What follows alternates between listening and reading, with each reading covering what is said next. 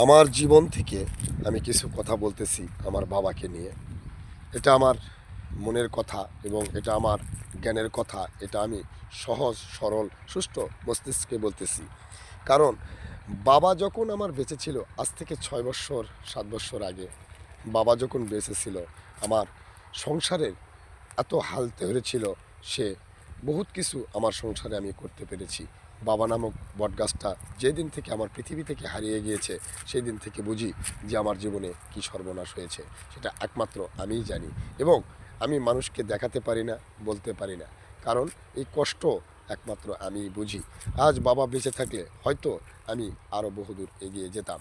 কারণ এই বাবা যে আমার জীবনে কতটুকু স্বাবলম্বী এনে দিয়েছে, কতটুকু সাহস ছিল এবং কতটুকু ভালোবাসা এবং স্নেহ মায়া মমতা আমাকে করতো, একমাত্র আমি জানি। সেই বাবাকে হারিয়ে আজ আমি নীরব, নিরিবিলি, এমনকি নীরব কান্না কেন্দ্রেও নিজেকে সামলাতে পারি না। কারণ বাবাকে খুব মিস করি। বাবা, আজ যদি তুমি থাকতে তাহলে দেখতে আমি কোথায় যাচ্ছি এবং কি করছি এবং আরও কত দূর যেতাম। বাবা, তুমি দোয়া করো।